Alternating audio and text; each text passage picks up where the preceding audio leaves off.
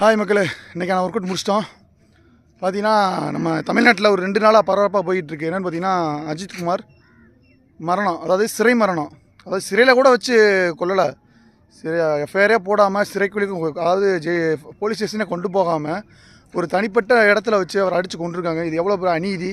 கொலை வழக்கு பதிவு செய்யணும் அப்படிங்கிற கோரிக்கையை வலுத்திருக்கு கண்டிப்பாக. ஏன்னா இது ஒரு கொலை தான். இது வந்து கொலை வழக்காக பதிவு செஞ்சு அந்த குடும்பத்துக்கு உரிய நீதியை கொடுக்கணும். நிதியை வந்து முதல்ல கொடுக்காதீங்க, நீதியை கொடுத்துட்டு அப்புறமாட்டு நிதி கொடுங்க. அதுதான் கரெக்டான நீதி. எடுத்தோடனே இறந்துட்டார், உங்களுக்கு அரசு வேலை, இந்த பணம் கொடுக்குறோம் இப்படி சொல்லி ஒவ்வொரு மரணத்தையும் கேவலப்படுத்திட்டே இருக்காதீங்க. ஃபஸ்ட்டு அந்த குடும்பத்துக்கு நீதியை கொடுங்க, அப்புறமாட்டி நிதியை கொடுங்க. ஓகேவா? இந்த மரணத்துக்கு நீதி கிடைக்கணும். மக்கள்லாம் கொந்தளிச்சு போயிருக்காங்க அந்த அரசாங்கத்து மேலே. ஏன்னா இதுக்கு வந்து நீங்கள் தான் பொறுப்பேற்றுக்கிற முதலமைச்சர். ஏன்னா உங்களோட துறை இது. நீங்கள் பொறுப்பேற்று நீங்கள் பதவி விலகி இதுக்கு ஒரு முடிவு வெட்டிட்டு தான் அந்த பதவியில் நீங்கள் வரணும். ஏன்னா போன ஆட்சியில் எடப்பாடி பதவி விலகணும் பதவி விலகணும்னு சொல்லிட்டு நிமிஷம் நீங்கள் கூவினீங்க. இப்போ யாரை பதவியில் சொல்ல, உங்களை சொல்ல யார் இருக்கா? நீங்களே உங்களை சொல்லிக்கிட்டு பதவி விலகிட்டு இதுக்கு ஒரு முடிவு காணிட்டு நீங்கள் மறுபடியும் இந்த பதவியை ஏற்றுக்குங்க. பதவி முடிஞ்சிடும், அடுத்த தேர்தல் வரப்போகுது. இப்போ கூட நீங்கள் உங்கள் இதை வந்து காமிக்கலன்னு வச்சுங்களேன், மக்கள் வெறுத்துருவாங்க. அடுத்த தேர்தலில் நீங்கள் சந்திக்கணும்.